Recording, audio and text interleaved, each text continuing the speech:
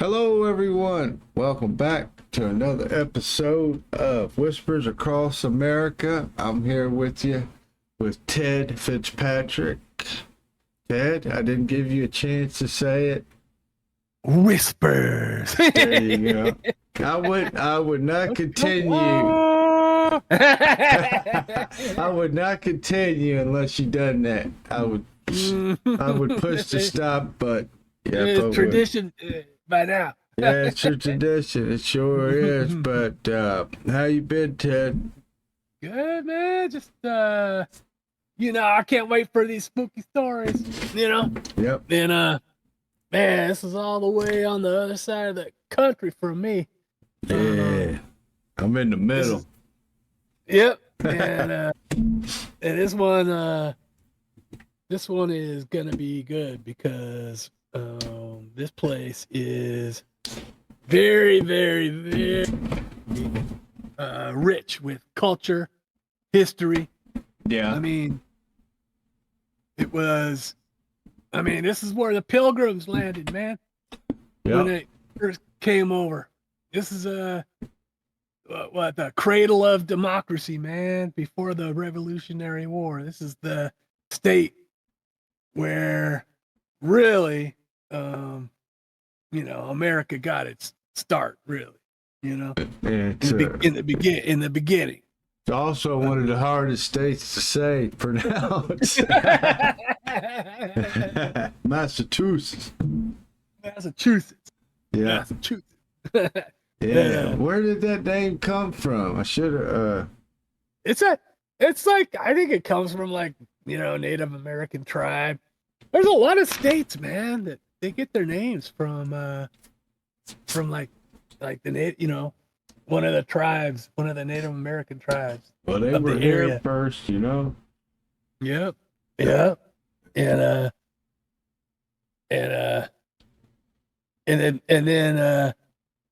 this, the spookiest thing was back in 1692, 93, man, the Salem witch trial. Oh, those were that is so well known that I think our folklore stories for tonight, we maybe they're like witch trial adjacent, but they're a little more where I don't think we're going to go over that because that's so well known. Exactly.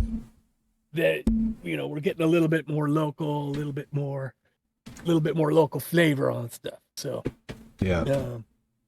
speaking of flavor, man, Boston cream pie. Best. That is so good.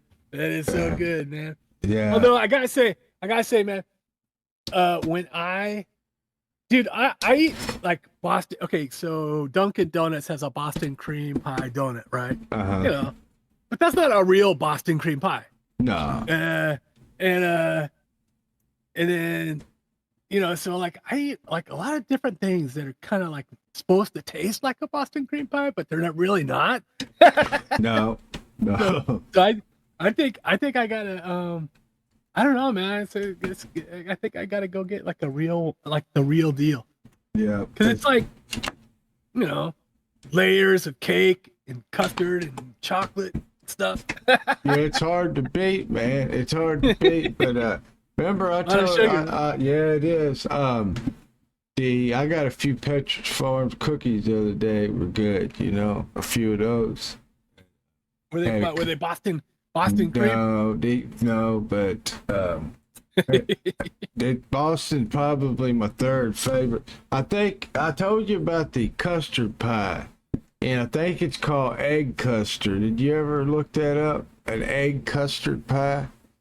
That's the one I was telling you about that I really liked when I was a kid. Yeah. Oh, my grandma would make it. And yeah, I bet that's good, man. Yeah, you need to try that, dude. It's really good. It's got kind of an egg, sweet. It's just, I don't know how to explain it, but it's very good. Yeah, I don't know if they'd have it out there, but I'm sure they would. I used to eat it at a Furs, like those you remember those cafeterias they used to have? Like you go in and It had like a line, and you'd pick what you want to eat, and then when you get to the end, you'd pay for it, and you'd sit down. They call it, old timey cafeterias like Luby's. Did you? Yep. Yeah, Mm-hmm. yeah, Yeah, man. Yeah, that's where they had them at places like that. Like a smorgasbord, or you call it smorgasbord. Yep. Yeah, those are pretty good, man. You Yeah. just load up your plate. Yep. And all you can eat. And hopefully they didn't charge you by weight. Yeah. Get kicked out of there. Yeah, they just charge you one man. Yeah. So. Yeah, it's been a while since I've been to them. It's been a while since I've been to a buffet, but yeah, used to have some old cafeterias when I was a kid growing up in an old mall here. And I remember going eating after church. It was some good times, when you're a kid eating in the cafeteria with your parents. I bet they got some good food back in Boston, man, and other places in Mass. Yeah. And So what are they famous for? Food? Just the Boston cream pie? Is that it? Yeah. Boston Red Sox. Boston Reds. Yep, that's about it. Salem witch trials. Yeah. But they also got Harvard and MIT. That state is, first of all, a lot of people in that state are very well educated, and it's an expensive state to live in, I guess. It'd be. I guess it's real expensive. Yeah. Shit, some smart people come out of Boston. Yep.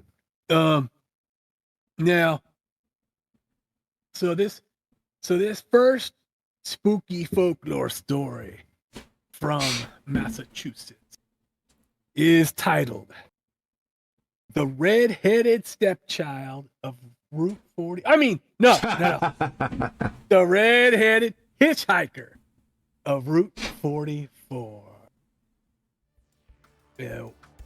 One of the most famous haunted legends in Massachusetts comes from Route 44, near Rehoboth. I don't know if that's how you pronounce that, but probably a stretch of road already notorious for strange happenings in the Bridgewater Triangle, an area long associated with hauntings, cryptid sightings, and UFO activity. For decades, drivers traveling the lonely road at night have reported picking up, or at least encountering, a strange hitchhiker. The hitchhiker appears as a man with long red hair and a full red beard, wearing a flannel shirt and jeans. He usually stands by the roadside with his thumb out, just looking for a ride. Those who have stopped claim the man will climb into the car silently, often staring straight ahead. His presence makes the air feel heavy, and some people report smelling sulfur or hearing a strange static sound when he's inside. But the scariest part comes when drivers look away and then glance back, because the hitchhiker is suddenly gone, even though the car has never stopped. Others report that instead of vanishing, he sometimes laughs menacingly, a sound described as distorted, like a broken radio, before disappearing. Even scarier are the accounts from people who didn't stop. Some say the man appeared directly in their passenger seat as they passed him by. Others report him suddenly appearing in the road, forcing them to slam their brakes, only to watch him vanish right in front of their headlights.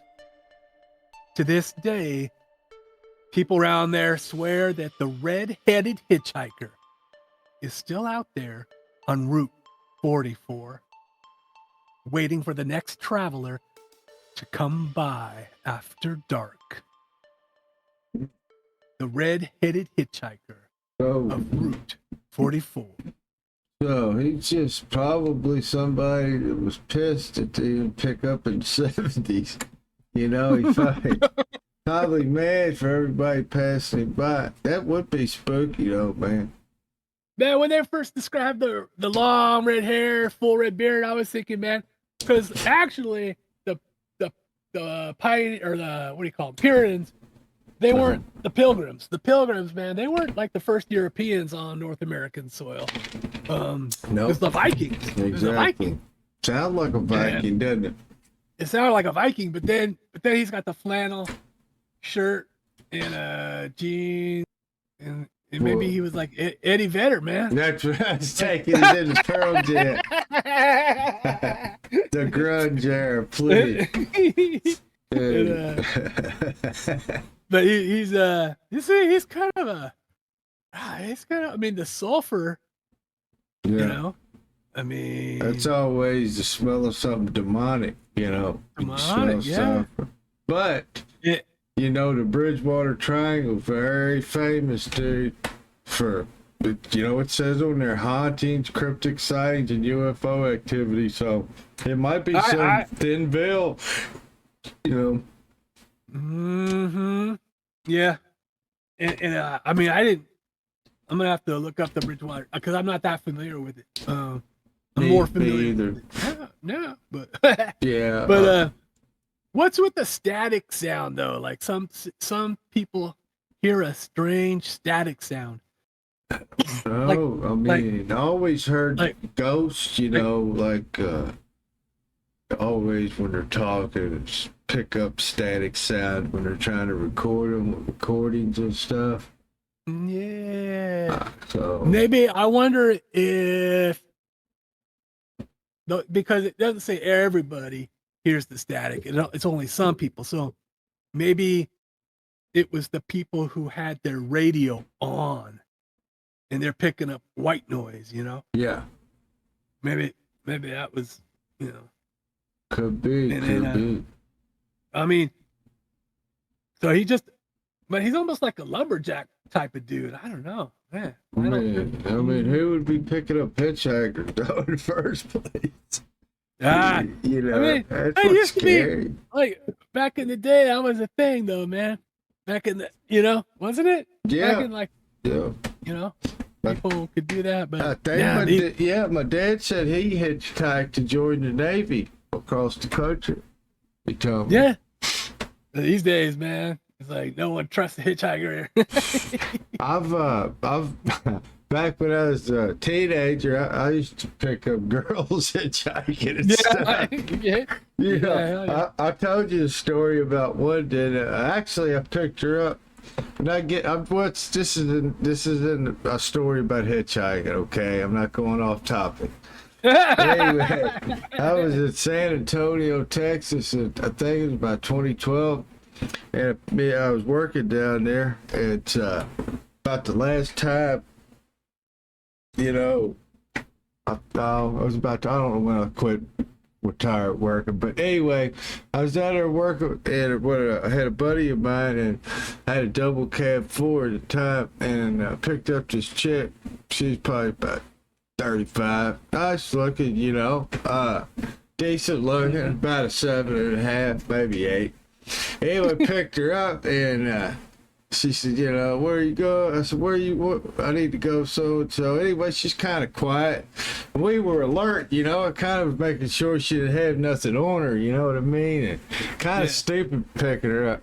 Anyway, out of the blue, she said, you know what I like doing? I said, no, what do you like doing? She takes her shirt and pulls her shirt up. She has no bra on. She says, I like taking cigarettes and putting them out on my breast. And she had two. I told my cousin, I said, I gotta get off here. It was my buddy and me. I said, I gotta get right here and go to the bathroom. Well, I made her get out for something, or I forgot, and when she got out, I took off, man. I left her there. That scared me to death, dude. That she had cigarette marks all on her, burnt marks. Yeah. Dude. Yeah, she was twisted. That's a true story. I'm not lying. I promise to God. She freaked me out. Yeah. Did you smell sulfur? Dude, I smelled something. Burnt nipples is what I smelled. Damn, Yeah, she was a freak, but yeah, I thought it was just gonna be nice that day, you know, and take somebody and drop them off. So you burned her, but not in that way. No, I got rid of her, man. I was scared of her after that, you know. Dang, dude. So yeah, but hitchhikers, dude, I would not pick one up. I mean, at all anymore. Yeah, it's kind of a sketchy one these days. Man. Yeah, I mean, it's awful that it's to society, you know, we've had become that you can't trust. It's awful, but it's the truth, you know. Mm-hmm. Yeah, gotta think twice about it. No, I think twice about it. But anyway, Tiff, you ain't got nothing to add about anybody burning their breasts or anything. I'm gonna go on to my. Now this one here is pretty famous. If you're into cryptids and stuff, very famous.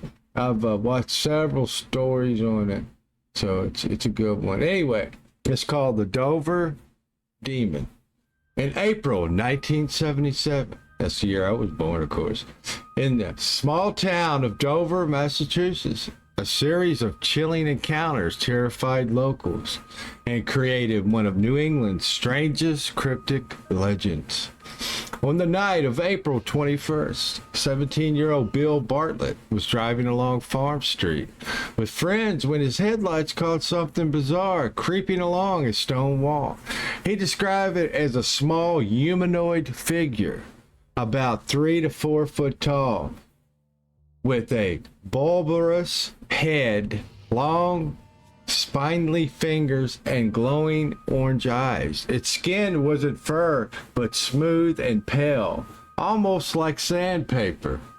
Bartlett swore it wasn't an animal he'd ever seen before. It looked alive, but utterly alien. Just a few hours later, another teen, John Baxter, reported seeing the same creature while walking home. He thought it might be a kid at first until he got closer and realized it had those same oversized eyes, long claw-like fingers. It scrambled away in the woods, moving in an unsettling spider-like crawl. The next night, a third sighting came from Abby Barbaham, who described the exact same figure. 3 witnesses, all independent, all giving nearly identical details. Since then, the creature has been called the Dover Demon, and its sightings have never been fully explained. Some think it was an alien left behind after a UFO encounters. Others claim it's a mutant or even a fairy like being tied to a Native American folklore of the area. Skeptics suggest a baby moose or a fowl, but locals who've seen it insist the Dover Demon was something unnatural. To this day, drivers and hikers in Dover report uneasy feelings, strange glowing eyes in the woods, and even the sound of something stalking from along Farm Street. The Dover Demon. Yep. I mean, dude. I think this kid's related to the water babies, man. Sounds like it, though. It could be a feral. You know, we're talking about feral people, man. Yeah. You know, but it's so small, dude. I mean, well, they gotta adapt to the circumstances, man. They gotta get, you know. Yeah. I don't know. Yeah. I mean, you know, I've heard of little people, you know, before. You know, I had some kind of encounter. I talked about it, me and Ali, you know, on our episode about some strange creature, you know, small creature. But they only see one at a time. All right, they only Yeah. see the people only see this one. Yeah. And did it say? Wait, does it wear clothes? It doesn't say, but it has the head. Here's how they spell when it said bulbous.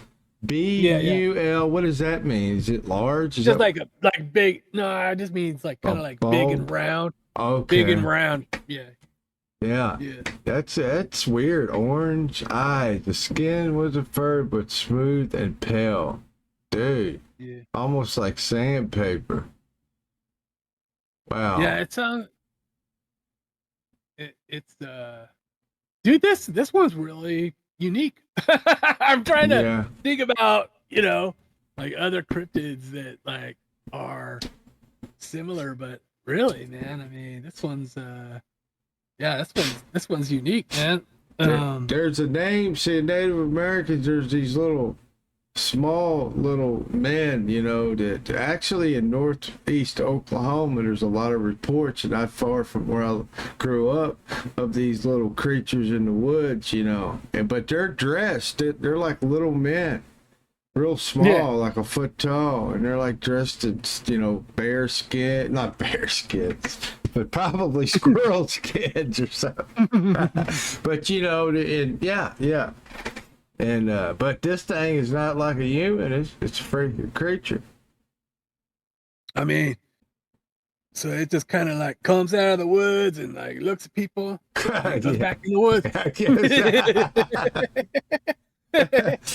Makes them shut their pants. He's playing hide and seek, man. Yeah. Yeah, it's a 4 foot tall though, man. That's I mean, that's pretty tall though. I mean, you know, for a creature, I mean, it's 3 to 4 foot. I don't know. That's pretty. It's small, but I'm just trying to imagine 4 foot. Hey, that'd be weird looking. Did he ever? It didn't ever say that they still see it. They just said eyes and feel uneasy, but. I don't know. Yeah. Recent reports.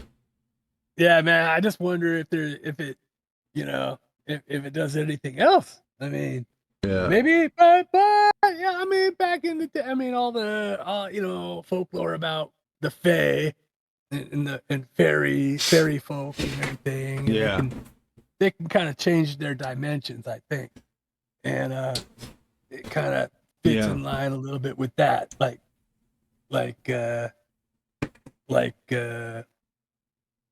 from Shakespeare, the fae named Puck.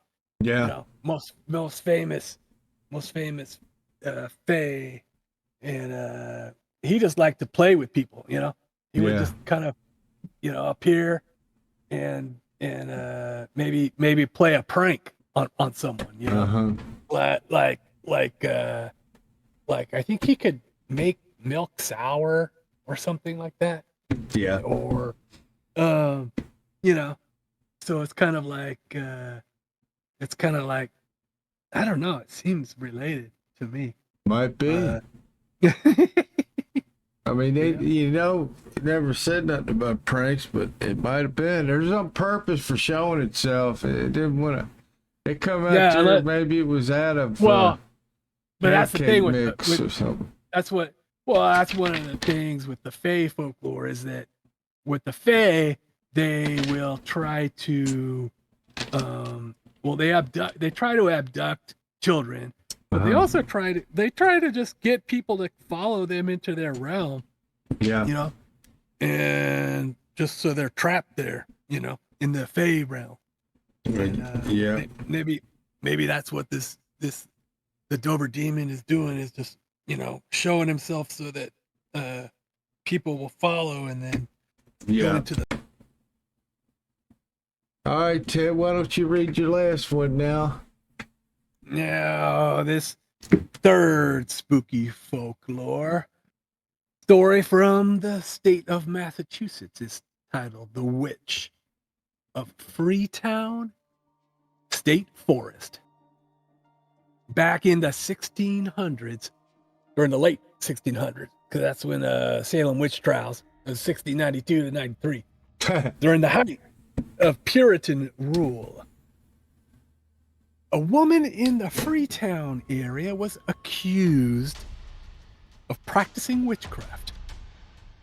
Her neighbors claimed that their livestock grew sick when she walked past. They claimed that children had night terrors after she visited their homes.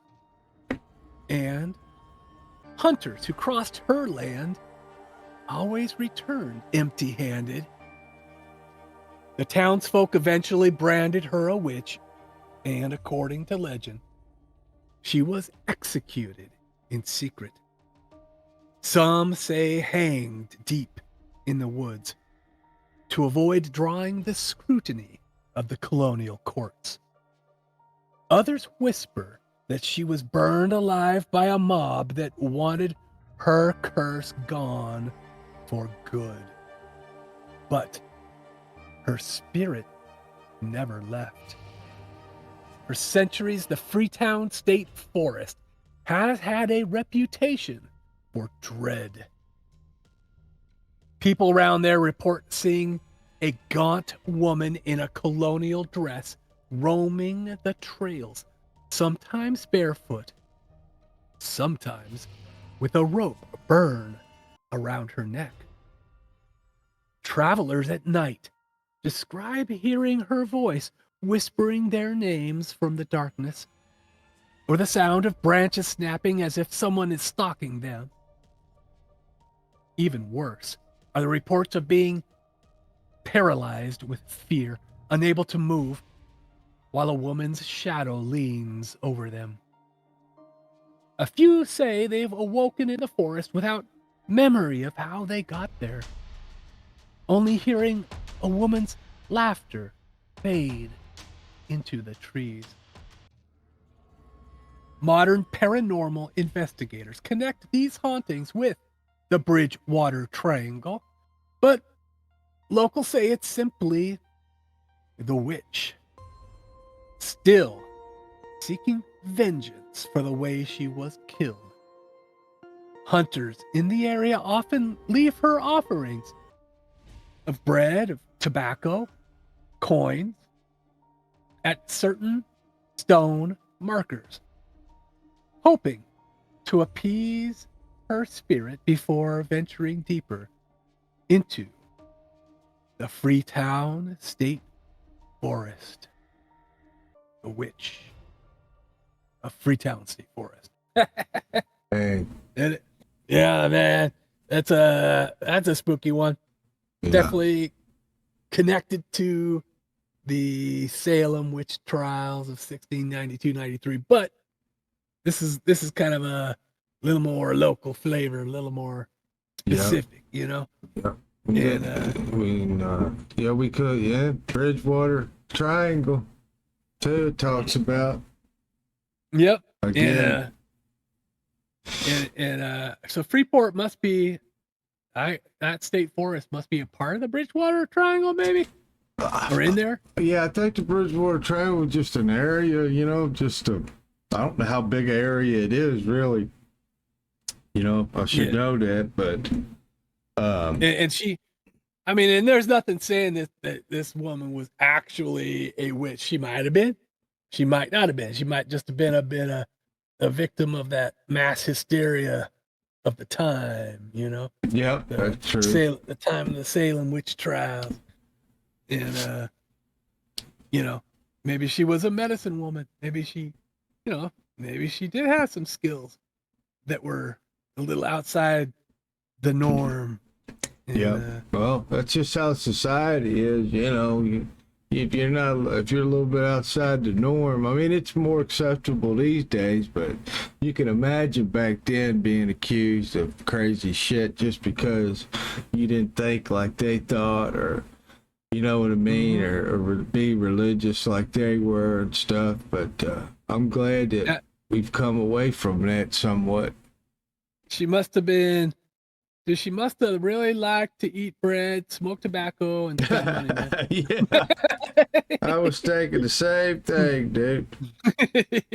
Because I'm just thinking, like, okay, so like if I became an evil spirit, what would I want for offerings? You know, Yeah.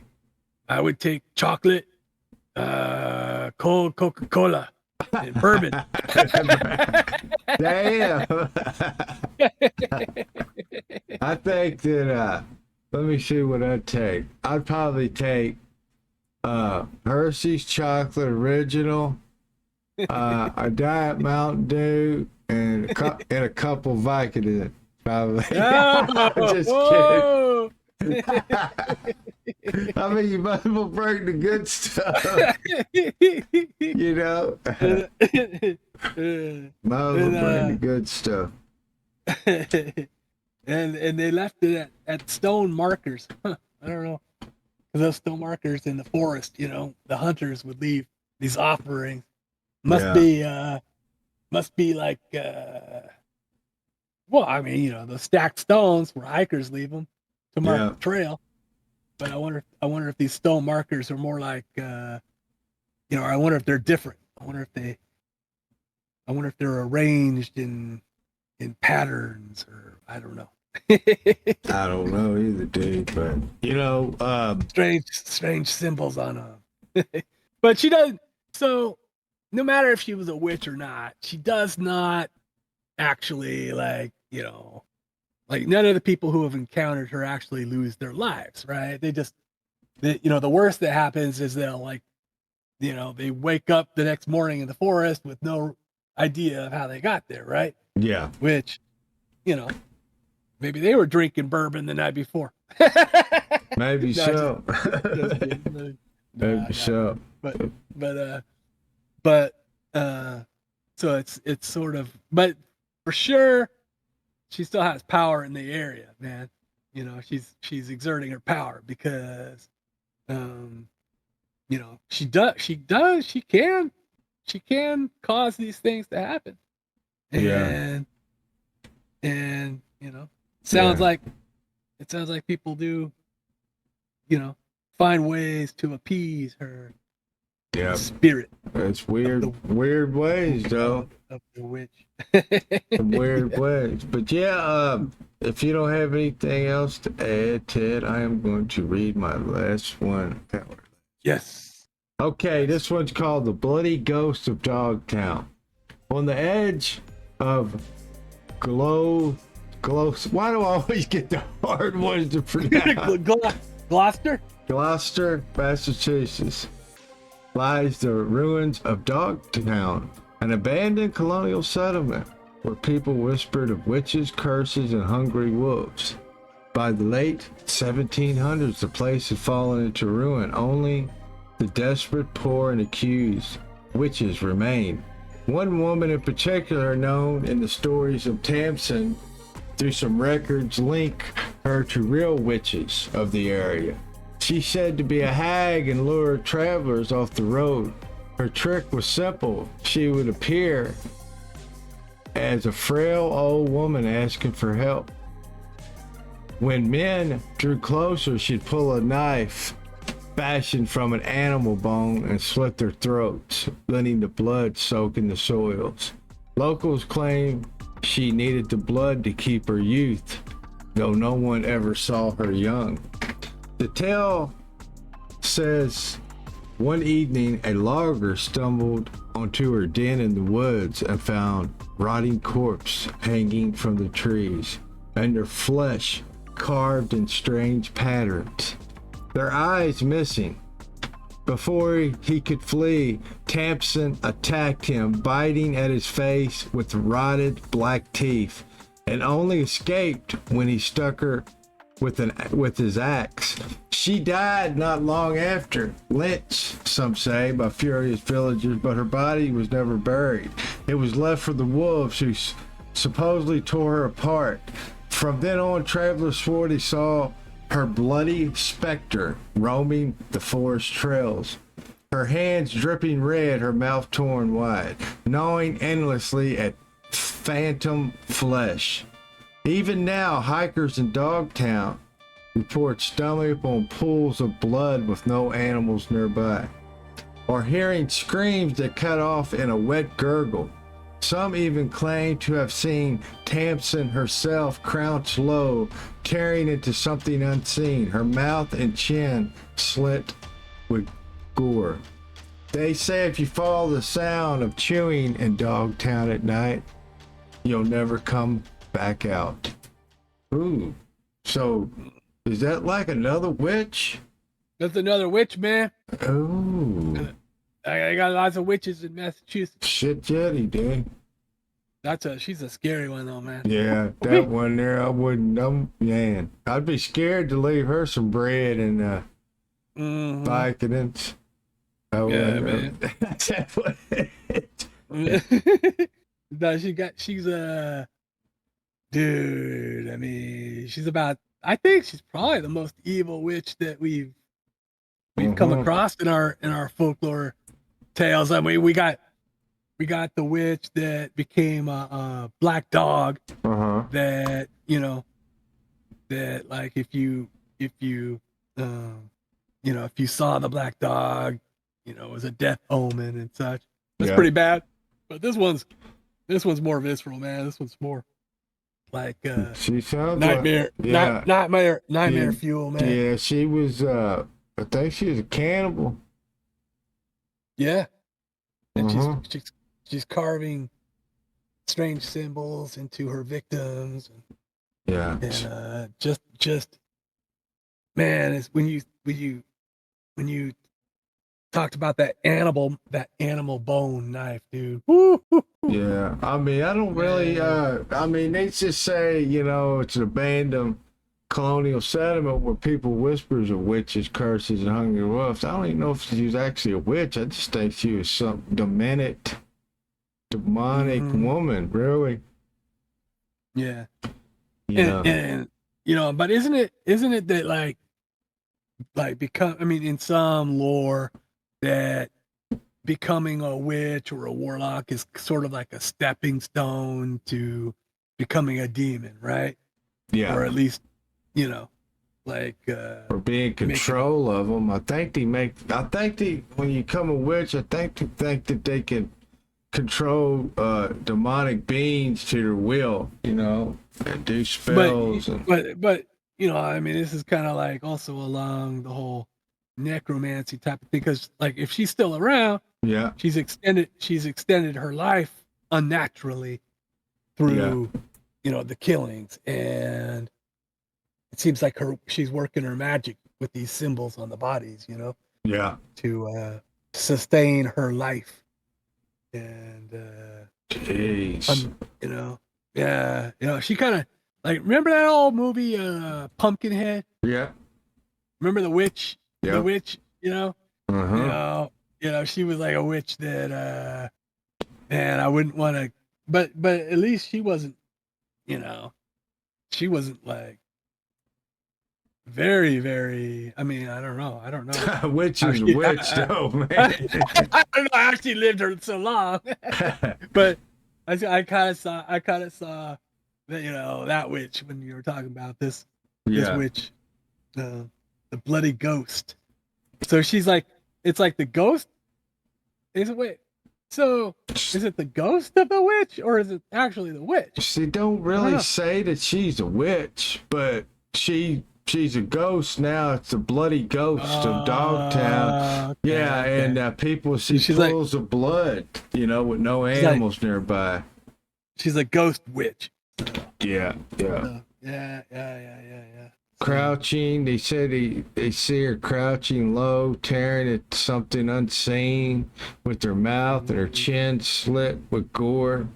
So, yeah, she's out there tormenting them, dude. Gnawing at endless at phantom flesh, gnawing.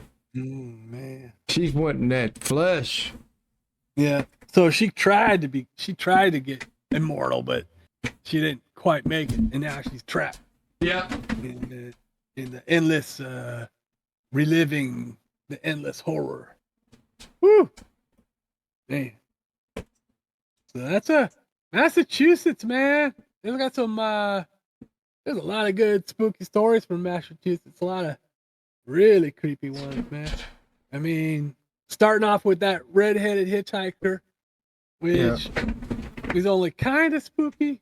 The sulfur was the spookiest thing. Yeah. The Dover demon, that little entity, was freaky looking. But then we got into the witches, man. Yeah.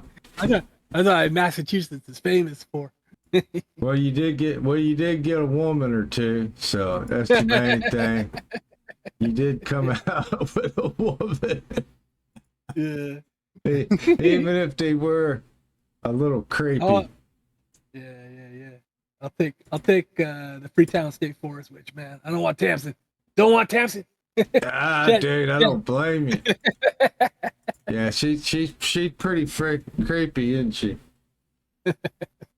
Well, what do you think about the next one, Ted? Michigan. Oh, I don't know, man. Michigan. We might have to cover. Massachusetts is a hard act to follow. I mean, Michigan. Whew, I don't know, man. The ghost of the pickled herring. I don't know. What's Michigan? What they got going on in Michigan, man? Well, it's gonna be the most famous one is the Michigan Dog Man. But man, that's a standalone, dude. That's a hard standalone, So okay, all right. I mean, I don't know if we'll cover it. We might. Well, it just depends what comes up. But yeah, that's very interesting. The Michigan Dog Man. Really is. The next episode Yeah. of Whispers Across America. Michigan. Stay tuned. Is that where the Edward Fitzgerald comes? Edward Fitzgerald. Oh God, man. That song's crazy. I mean, it's a good song, but dude. It's a good one, man. Come on. Yeah, it is. It's a good old folklore song. It really is. Well, Ted, hopefully you'll get your Boston cream pie. Yes. Yep. I gotta do it now. I gotta get not the donut, not the little gas station pastry, the actual real thing, man. The real thing. You gotta go to the grocery store and get it. But anyway, Ted, I appreciate it. And everybody out there, the routine. Be good. Look under your bed and don't eat inspired Boston cream pie donut from Dunkin' Donuts that is no good anymore.